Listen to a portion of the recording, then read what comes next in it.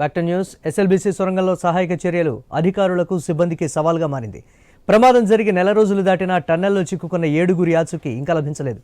ప్రస్తుతం rat whole miners ఉదయం 11 గంటల నుంచి రాత్రి 11 గంటల వరకు సహాయక చర్యలో పాల్గొంటున్నారు. టన్నెల్లో ధ్వంసమైన టీబీఎం యంత్రం విడిభాగాలను తొలగించుకుంటూ ముందుకు సాగుతున్నారు. ధ్వంసమైన టన్నెల్ బోరింగ్ మిషన్ మధ్యలో D2 ప్రాంతంలో కేరళ జాగిలాలు గుర్తించిన ప్రదేశాల్లో నీటిని తోడేస్తూ మట్టిని తొలగించుకుంటూ 7గురి జాడ కోసం అన్వేషిస్తున్నారు. సొరంగంలోని చివరి 30 మీటర్లలో రాళ్లు మెత్తని మట్టిని కదిలిస్తే నీటి ఊట పెరుగుతుందని సహాయక సిబ్బంది సైతం భయాందోళనకు గురవుతున్నారు.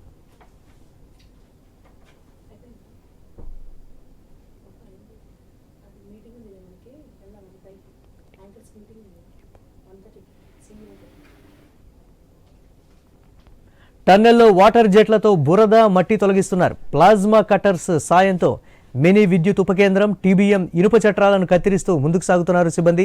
D1 ప్రాంతంలో తవ్వకాలు పూర్తి కావచ్చినా అక్కడ ఎలాంటి మానవ అవశేషాలు లభించలేదు.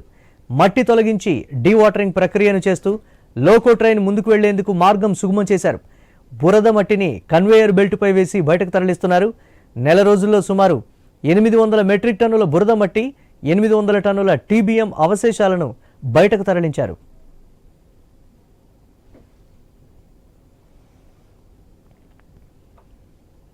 ఎస్ఎల్బీసీ టన్నెల్ పనులు జరుగుతూ ఉండగా లోపల 14వ కిలోమీటర్ వద్ద కుప్పకూలింది.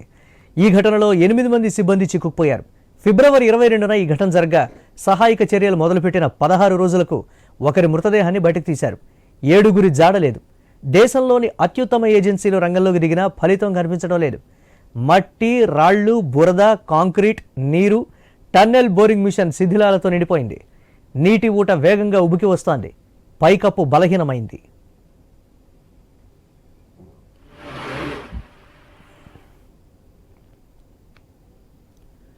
మృతదేహాలు ఉన్నట్లుగా భావిస్తున్న ప్రాంతం D2లో తవ్వకాలు జరిపారు.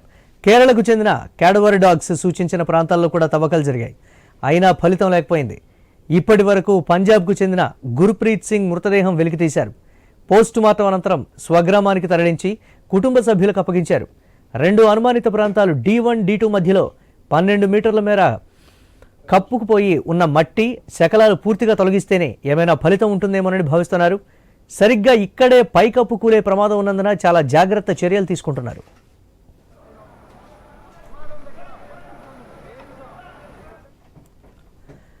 ఇక ఎస్ఎల్బీసీ వద్ద నెల రోజులుగా సహాయక చర్యలు ముమ్మరంగా సాగుతున్నాయి. మరి టన్నెల్లో చిక్కుకున్న వారిలో ఒకరి మృతదేహం లభ్యం కాగా మరో 7గురి కోసం గాలిస్తున్నారు.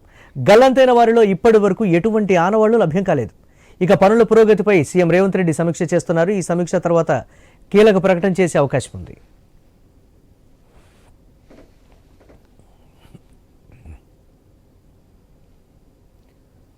రైట్. ఎస్ఎల్బీసీ టన్నెల్ వద్ద ప్రమాదం జరిగి నెల రోజులైనప్పటికీ కూడా ఒక మృతదేహాన్ని మాత్రమే వెలికి తీసినటువంటి పరిస్థితి ఉంది. ఇక దీనిపై మరిన్ని అప్డేట్స్ మా ఇన్పుట్ ఎడిటర్ శ్రీకాంత్ లైవ్ ద్వారా అందిస్తారు. శ్రీకాంత్, 30 రోజులు దాటిపోయినటువంటి పరిస్థితి ఉంది. ఒకరి మృతదేహం మాత్రమే వెలికి తీసినటువంటి పరిస్థితి ఉంది. ఎన్ని సహాయక చర్యలు చేపడుతున్నా దాదాపుగా రోజుకు 12 గంటలకు పైచీలకు పనిచేస్తున్నప్పటికీ కూడా అక్కడ ఫలితం మాత్రం శూన్యం అనేటువంటి రీతిలోనే అక్కడ పరిస్థితులు ఉన్నాయి. ఓవరాల్ అప్డేట్స్ ఏంటి?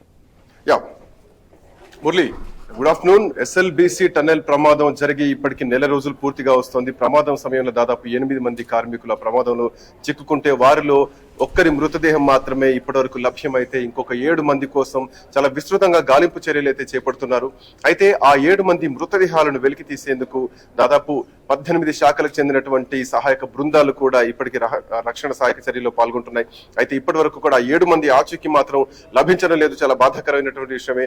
ఎస్ఎల్బీసీ శ్రీశైలం టన్నెల్ భాగంలో అంటే 14వ కిలోమీటర్లో జరిగినటువంటి ఈ ప్రమాదంలో రక్షణ సహాయక చర్యలు అయితే ముమ్మరంగా కొనసాగుతున్నాయి. దీంట్లో భాగంగా కేరళకు చెందినటువంటి కడవర్ డాగ్స్ కూడా అనుమానిత ప్రదేశాలని గుర్తించడం జరిగింది. దాంట్లో D1, D2 భాగాలుగా విభజించి అక్కడ తవ్వకాలు కూడా చేపట్టినటువంటి పరిస్థితి కనిపిస్తోంది. బట్ అక్కడ ఊట నీరు మాత్రం ఎక్కువగా వస్తోంది. చాలా తీవ్రమైనటువంటి ఆటంకం కూడా కలుగుతోంది. బురద, వాటర్ ఎక్కువగా ఫ్లో వస్తోంది.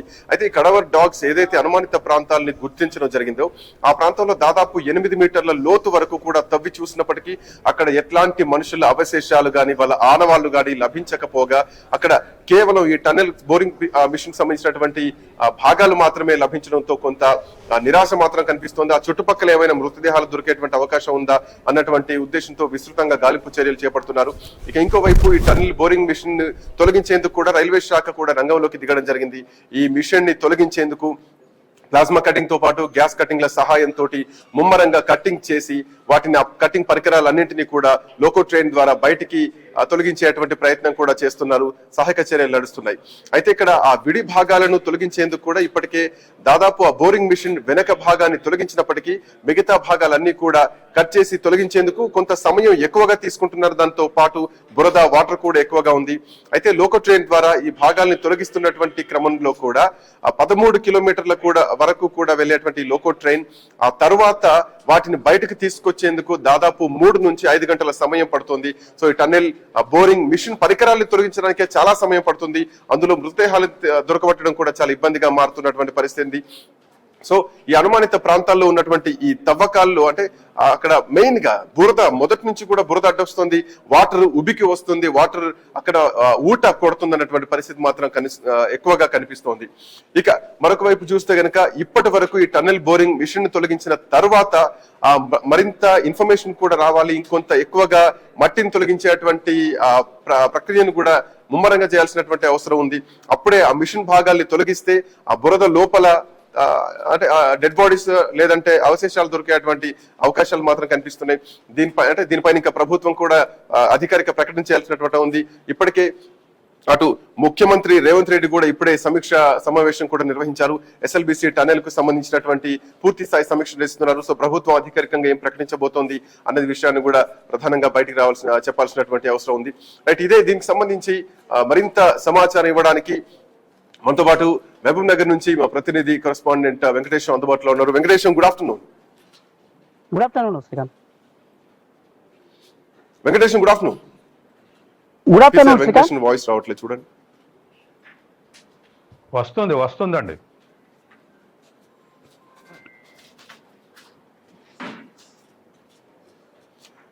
Venkatesham, good afternoon.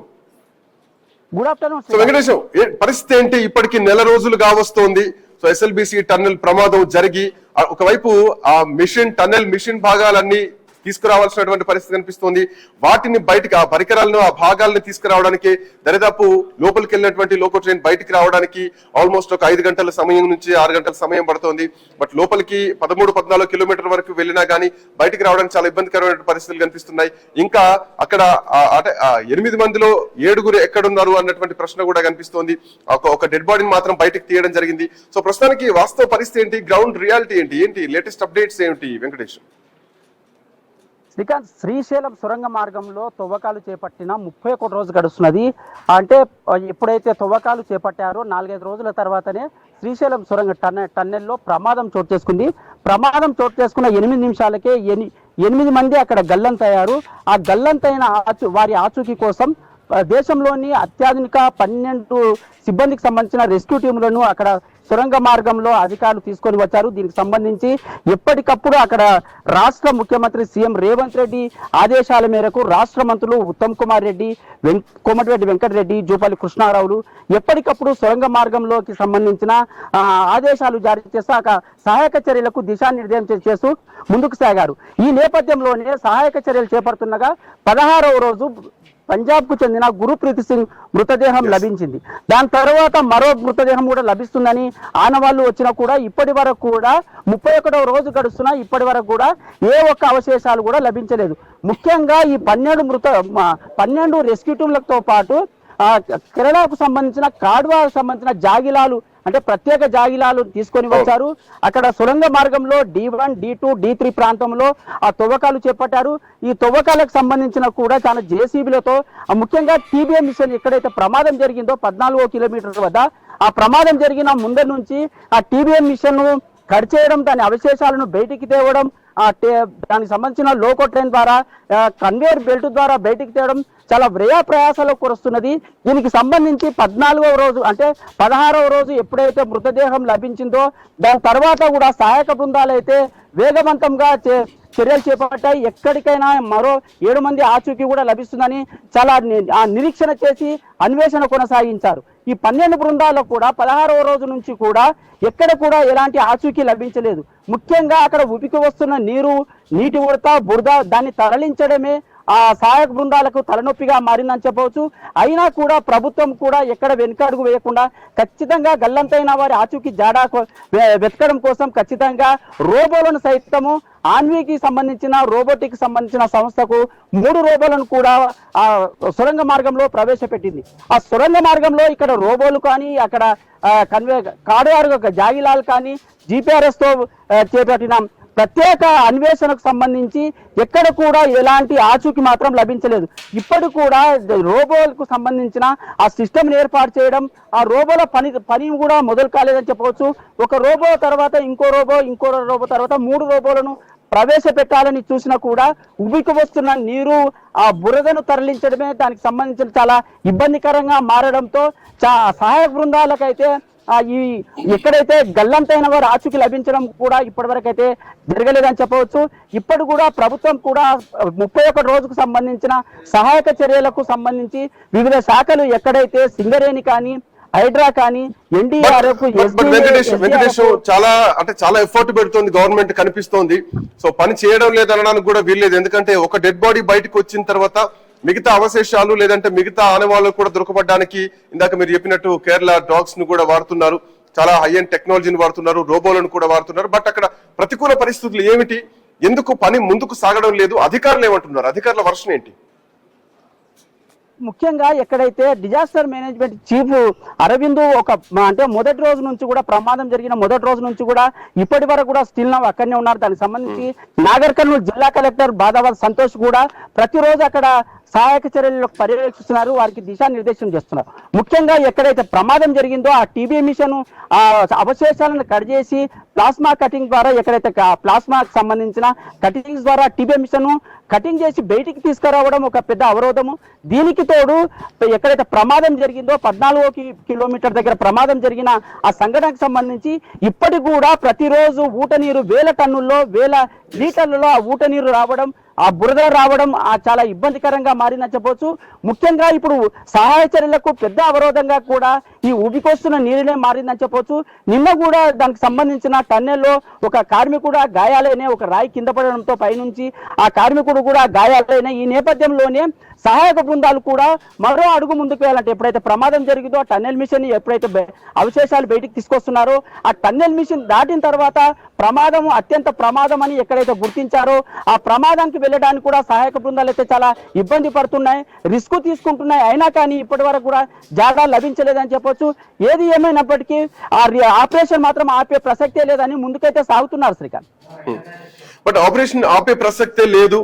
ప్రభుత్వం ఒకవైపు సమీక్షా సమావేశం కూడా ఇప్పుడే మొదలు పెట్టడం జరిగింది. ముఖ్యమంత్రి రేవంత్ రెడ్డి సమక్షంలో SLBC టన్నెల్ సంబంధించినటువంటి ఒక సమీక్షా సమావేశం కూడా నిర్వహిస్తోంది. సో రైట్ నౌ కూడా అక్కడ సమీక్ష జరుగుతోంది. సో జరుగుతున్నటువంటి అంటే ఈ ప్రాజెక్టు మొదలు పెట్టినప్పటి నుంచి కూడా చాలా అవంతరాలు వచ్చాయి. మధ్యలో కొన్నేళ్ల పాటు దీన్ని ఆపేయడం జరిగింది. దీన్ని ముట్టుకునేటువంటి ధైర్యం కూడా ఎవరూ చేయలేదు. అట్లాంటిది ఈ ప్రభుత్వం వచ్చి దీన్ని వచ్చిన కొత్తలోనే దీన్ని ముట్టుకోవడం జరిగింది. అంటే ఏమైనా సేఫ్టీ మెజర్స్ ఫాలో అవ్వలేదా? ఇది మొదలు పెట్టినటువంటి విధానం ఎట్లా ఉంది? ఇది ప్రమాదం జరుగుతుందని ముందుగా ఊహించలేదా? జరిగిన తర్వాత ఇంకా డిలే అవుతుంది. అంటే ఒక ఇంజనీర్ గానీ ఒక టెక్నికల్ వ్యవస్థ గానీ ఒక సివిల్ వర్క్స్ ఏవైనా జరుగుతున్నాయో, కన్స్ట్రక్షన్ వర్క్ జరుగుతుంది, దట్ ఇట్స్ అండర్ గ్రౌండ్ లో జరుగుతున్నది. సో భూమిని చీల్చుకుంటూ వెళ్లాల్సినటువంటి టన్నెల్ ఇది. సో ఇట్లాంటిది కొంత గ్యాప్ తర్వాత వర్క్ స్టార్ట్ చేసుకున్నప్పుడు చాలా జాగ్రత్తలు తీసుకోవాలి. సో అట్లాంటి సేఫ్టీ మెజర్మెంట్స్ ఏమైనా తీసుకున్నట్టు మీకు అనిపించిందా? వాస్తవంగా తెలంగాణ ప్రభుత్వంలోనే నాగార్జున సాగర్ కు 13 లక్షల ఎకరాలకు సాగునీరు అందించుకు ఈ ప్రాజెక్టును ప్రారంభించారు. ఆ సమయంలోనే సీఎం కేసీఆర్, అప్పుడు ఉన్న సీఎం కేసీఆర్ కూడా ఈ ప్రాజెక్టు వల్ల చాలా ఇబ్బందులు తలెత్తుతాయి. ఎందుకంటే ఆ సొరంగ మార్గంలో డ్రిల్లింగ్ చేసుకుంటా వెళ్ళేది టీబీ మిషన్ ఏదైతే ఉందో ఆ డ్రిల్లింగ్ చేసుకుంటూ లోపలికి వెళ్ళాల పరిస్థితి ఉంటుంది. మానవ సహాయం లేకుండా ఈ డ్రిల్లింగ్ మిషనే కేవలం డ్రిల్లింగ్ మిషన్ ద్వారా సొరంగం తవ్వే అవకాశం ఉన్న నేపథ్యంలో ఉపరితలంపై ఉన్న చాలా తక్కువ కిలోమీటర్లు ఎక్కడైతే డ్రిల్లింగ్ మిషన్ ఈ సొరంగ మార్గం ఏర్పడుతుందో ఆ పైన ఉన్న ఉపరితలం పైన చాలా ఇబ్బందికర పరిస్థితులు ఉన్నాయి. దానికి తోడు ఎక్కడైతే మన నాగార్జున సాగర్కి వెళ్ళాలంటే శ్రీశైలం ఎడమగట్టు నుంచి ఆ సొరంగ మార్గం ద్వారా ఎక్కడైతే 25 కిలోమీటర్లు వెళ్ళానో ఆ మధ్యలో గ్యాప్ ఎక్కడైతే 14 కిలోమీటర్ల తర్వాత వెంకటేశ్వర మీరు ఒక్క నిమిషం హోల్డ్ లో ఉండండి. I'll come back to you. మీ దగ్గరకు వస్తాను. అంతే సత్యం గారు ప్రముఖ విశ్లేషకులు మనతో పాటు అందుబాటులో సిద్ధంగా ఉన్నారు. సత్యం గారు, గుడ్ ఆఫ్టర్నూన్. గుడ్ ఆఫ్టర్నూన్ అండి. సో ఎస్ఎల్బిసి టన్నెల్ లోపమా లేదంటే ఇది ఈ 8 మంది పాలిట ఒక శాపమా? దీన్ని ఎట్లా చూడాలి? 10 ఏళ్ల కేసీఆర్ కాలంలో దాన్ని మొదలు పెట్టలేదు. ఎస్ఎల్బిసి టన్నెల్ ఓకే అయితే, ఎస్ఎల్బిసి ప్రాజెక్టు పూర్తయితే ఉమ్మడి నల్లగొండ జిల్లా మొత్తానికి కూడా నీళ్లు వస్తాయి. సో సాగు నీరు ఎక్కువగా వస్తుంది, లక్షల ఎకరాల్లో పంట సాగు చేయొచ్చు, ఫ్లోరైడ్ బాధ నుంచి, ఫ్లోరైడ్ భూతం నుంచి బయటపడొచ్చు అన్నటువంటి ఒక సదుద్దేశంతో గతంలో వైఎస్ హయాంలో మొదలు పెట్టినటువంటి ఈ అంశం రాను ఈ రోజు ప్రాణాలు బలి తీసుకునేటువంటి పరిస్థితి వచ్చింది. ఎక్కడ లోపం జరిగింది? అసలు ఈ ప్రాజెక్ట్ నెక్స్ట్ ఎట్లా ఉండబోతోంది? ఏం ఎక్స్పెక్ట్ చేయొచ్చు సత్యం గారు? నల్లగొండ జిల్లాలో 3 లక్షల ఎకరాల సాగు భూమికి ఇది ఉద్దేశించింది. పాయింట్. లిఫ్ట్ చేసినా ఆ లిఫ్ట్ కంటిన్యూ అయ్యే అవకాశం లేదు, కాబట్టి సొరంగ మార్గం దోవాల్సిందని చెప్పేసి అన్ని రాజకీయ పార్టీలు ఆనాడు యాక్సెప్ట్ చేసినాయి. యాక్సెప్ట్ చేసే దానికి పూనుకున్నారు. దానికి కావాల్సిన టెక్నాలజీస్, దానికి కావాల్సినటువంటి అన్ని కూడా నేషనల్ లెవెల్లో మోపప్ చేసే దాన్ని ప్రారంభించారు. అయితే ఇప్పుడు 3/4 టన్నల్ తవ్వకం అయిపోయింది, ఇంకా 1/4 ఉంది. ఇది చనిపోయిన వాళ్ళ దురదృష్టం, నల్లగొండ జిల్లా ప్రజల యొక్క దురదృష్టం. ఎందుకంటే దరిదాపు ఈ సొరంగ మార్గాన్ని, ఈ ప్రాజెక్ట్ ని నిర్లక్ష్యం చేశారు. ఒకటి ఉమ్మడి రాష్ట్రంలో ఉన్నప్పుడు ఆంధ్ర అడ్మినిస్ట్రేషన్ నిర్లక్ష్యం చేసింది. తెలంగాణ వచ్చిన తర్వాత తెలంగాణలో మొత్తం కూడా ఉత్తర తెలంగాణకి ఇంపార్టెన్స్ ఇచ్చారు తప్ప దీనికి ఇంపార్టెన్స్ ఇవ్వలే. ఇది నిర్లక్ష్యం చేయబడింది. కాబట్టి ఉమ్మడి నల్లగొండ జిల్లా ప్రజలు ఎదురు చూస్తున్నారు దీనికోసం. ఒక పాయింట్ ఇది ఈ ప్రాజెక్ట్ మొదలు పెడుతున్నాం అంటేనే ఒక అవుట్పుట్ వస్తుంది సదుద్దేశంతో, 3 లక్షల ఎకరాలకు నీళ్లు వస్తుంది అన్నటువంటి ఉద్దేశంతో. సో ఇక్కడ నిర్లక్ష్యం వెనకాల ప్రమాద గంటికలు ఏమైనా ఉంటాయి అన్నటువంటి భయంతో దీన్ని ఆపారా, లేదు చేసేటువంటి అవకాశం ఉండి చేయలేకపోయారా? ఖచ్చితంగా చేసే అవకాశం ఉందండి. ఎందుకు నిర్లక్ష్యం చేయబడిందంటే, ఒకటి సాపేక్షంగా నిధుల కొరత, 2 సాపేక్షంగా మిగతా ప్రాజెక్టులు తొందర పూర్తి చేయొచ్చు అన్నటువంటి ఆకాంక్ష, 3వది కొంత పొలిటికల్ బయాస్నెస్ కూడా ఉండేటువంటి అవకాశం ఉంది. ఇవాళ కాంగ్రెస్ గవర్నమెంట్ వచ్చినాక దీన్ని వెంటనే చేపట్టారంటే కారణం ఏమిటి? నల్లగొండ జిల్లా నుంచి వచ్చినటువంటి ప్రజాప్రతినిధుల యొక్క ప్రెజర్ ఖచ్చితంగా ఉంది. అది ఉత్తమ్ కుమార్ రెడ్డి కానీ, కోమటిరెడ్డి వెంకరెడ్డి కానీ, తర్వాత అక్కడ ఉన్నటువంటి బీఆర్ఎస్ ఉభయ కమ్యూనిస్టుల పార్టీ అంతా కూడా ఒత్తిడి ఉంది, దీన్ని పూర్తి చేయాలన్నటువంటి ఒత్తిడి ఉంది. ఆ ఒత్తిడి మెటీరియలైజ్ అయింది ఇవాళ తవ్వకానికి. కానీ ఇది దురదృష్టం ఏమిటంటే, ఒకటి 10 ఏళ్ల గ్యాప్ ఇవ్వటం వల్ల ఆ మట్టి మొత్తం కాస్త లూజ్ అయ్యి కూలిందా, లేదా ఆ లూజు సాయిల్ అసలు దాని క్యారెక్టర్ అదా, ఇటువంటి అన్ని మనకి ఎన్జీఆర్ వాళ్ళు ఇచ్చే రిపోర్ట్స్ ఆధారంగా మనకు తెలుస్తుంది. 10 ఏళ్ల గ్యాప్ ఉన్న తర్వాత పని మొదలు పెట్టేటప్పుడు ఈ 10 ఏళ్ల గ్యాప్ లో ఇందాక మీరు అన్నారంటే ఏ ప్రాజెక్ట్ అయినా సార్ మనం చూస్తున్నాం, చాలా ప్రాజెక్టుల విషయంలో చూసుకున్నా గానీ ప్రతి ప్రాజెక్ట్ కొంత గ్యాప్ వచ్చేసిందంటే అక్కడ పగుళ్ళు వస్తూ ఉంటాయి, చాలా ఇబ్బందులు ఎదుర్కొనేటువంటి పరిస్థితులు ఉంటాయి, వాటిని రీకన్స్ట్రక్షన్ చేయాలంటే చాలా ఇబ్బంది. ఒక ప్రాజెక్ట్ మొదలు పెట్టామంటే పూర్తయ్యేంత వరకు కూడా ఆపకూడదు. సో ఇప్పుడు కాళేశ్వరం విషయంలో కూడా అదే జరిగింది, మళ్ళీ దానికి గ్యాప్ వచ్చింది. సో గ్యాప్ తర్వాత మళ్ళీ రీకన్స్ట్రక్షన్ చేస్తే ఎట్లాంటి పరిస్థితి ఉంటుందో చెప్పలేము. బట్ ఎస్ఎల్బిసి టన్నల్ విషయంలో చాలా గ్యాప్ వచ్చింది, ఆల్మోస్ట్ ఒక 14 సంవత్సరాల గ్యాప్, 12 సంవత్సరాల గ్యాప్ వచ్చిన తర్వాత పని మొదలు పెట్టారు. ఏమైనా సేఫ్టీ మెజర్మెంట్స్ ఫాలో అయ్యారనుకుంటున్నారా? అట్లాంటి టిప్స్ ఏమైనా వాడుకుంటూ ముందుకు వెళ్లారని అనుకోవచ్చు? ఇక్కడ ఒకటే, ఈ కన్స్ట్రక్షన్ ఏజెన్సీ వెల్ ఎక్స్పీరియన్స్డ్, వాళ్ళకి ఎక్స్పీరియన్స్ ఉంది టన్నల్ తవ్వేటువంటి ఏజెన్సీకి. కాబట్టి వాళ్ళు నిర్లక్ష్యంగా తవ్వారని అనుకోం మనం. కాకపోతే ఒకటే, ప్రకృతి పరంగా వచ్చేటువంటి కొన్ని విలయాలను తట్టుకోవాలంటే అది అనుకోని సంఘటనలు జరుగుతుంటాయి. అయితే ఇవాళ ఇది జరిగింది కాబట్టి ప్రాజెక్టు వదిలేసేటువంటి అవకాశం లేదు, ఎందుకంటే 3/4 ముగిసింది.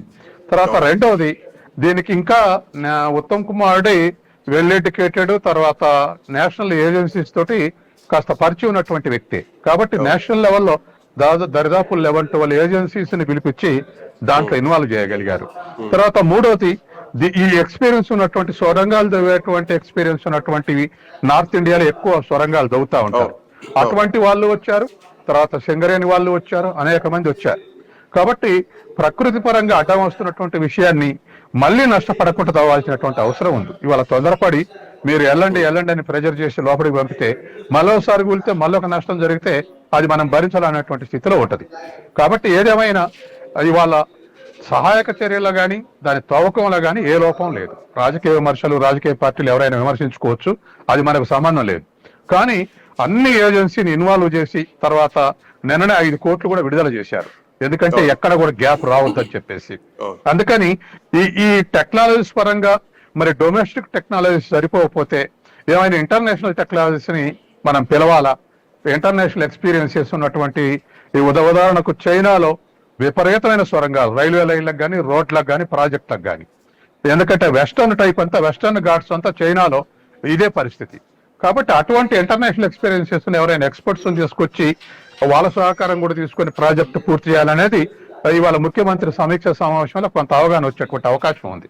ఏదేమైనా వాళ్ళ 7 శవాలు దొరకకపోవటం అనేది ఎన్ని రకాలైనటువంటి పద్ధతులు ఆచరించినా ఇంకా దాన్ని మనం అడ్రస్ చేయలేకపోతున్నాం. కాబట్టి అదే జరిగితే కనుక టన్నెల్ చరిత్ర నిలిచిపోతుంది. సో దాంట్లో నీళ్లు ఎన్ని వస్తున్నాయి, ఎన్ని లక్షల ఎకరాలకు నీళ్లు పారుతుంది అన్నటువంటి విషయం అట్లా ఉంటే దాంట్లో 7 చనిపోయారన్నటువంటి బాధ చరిత్రలో నిలిచిపోతుంది. జీవితాంతం అది బాధాకరమైనటువంటి విషయమే. ఆ నీళ్లు పారేటువంటి ప్రజలు, నీళ్లు అందుకునేటువంటి ప్రజలకు కూడా చాలా బాధాకరమైన విషయం. జనరల్ గా యాజ్ హ్యూమన్ బీయింగ్ మనం మాట్లాడుకున్నా కానీ నాగార్జున సాగర్ ప్రాజెక్ట్ కట్టేటప్పుడు కూడా చాలా మంది లేబరర్స్ చనిపోయారు. ఇది ప్రమాదకరమైన పని అనుకున్నప్పటికీ ఇప్పుడున్న మోడర్న్ పీరియడ్ లో అన్ని మెజర్స్ తీసుకునే ముందుకు పోవాల్సింది. కాబట్టి ఇప్పుడు ఏజెన్సీస్ అందరినీ ప్రెజర్ చేసి లోపలికి పంపడం అనేటువంటి సాధ్యం కాదు. మళ్ళీ సేఫ్ జోన్ లో ఉండి తవ్వాల్సి వస్తుంది. అది పైనుంచి తవ్వుతారా మళ్ళీ లేకపోతే అనేది టెక్నీషియన్స్ నిర్ణయించాల్సినటువంటి అంశం. ఏదైనా దీనికి ఒక ఇంటర్నేషనల్ ఎక్స్పీరియన్స్ కూడా తీసుకోవటం అవసరం.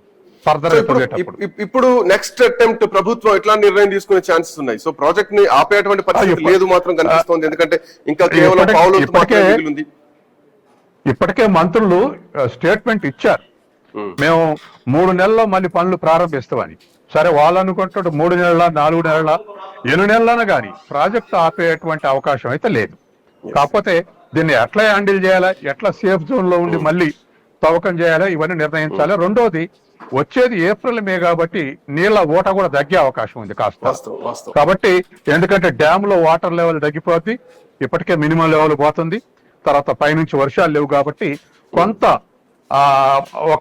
కొంచెం ఒక 10 to 20% అయినా కొంత సేఫ్టీ ఉండేటువంటి అవకాశం ఉంది.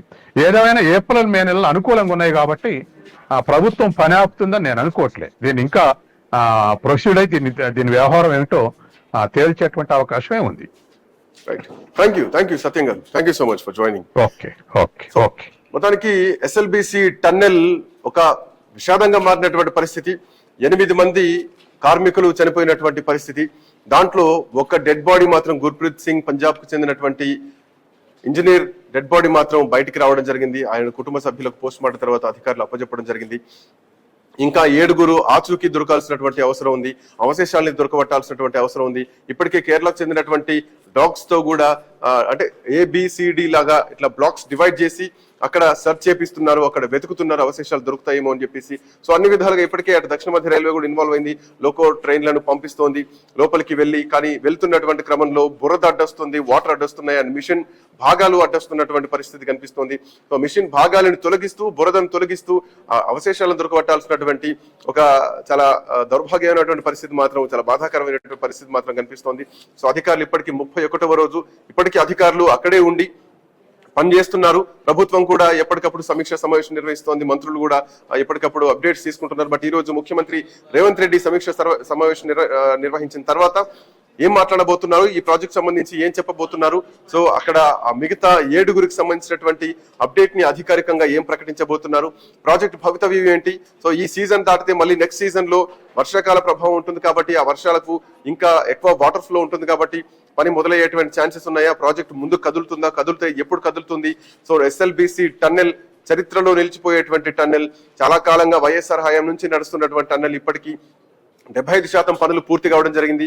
ఇంకొక 25% మాత్రమే పనులు మిగిలి ఉన్నాయి. సో ఈ 25% పనులు అయిపోతే ఉమ్మడి నల్లగొండ జిల్లాలో లక్షల ఎకరాలకు నీరు అందిస్తుంది, ఫ్లోరైడ్ సమస్య పోతుంది.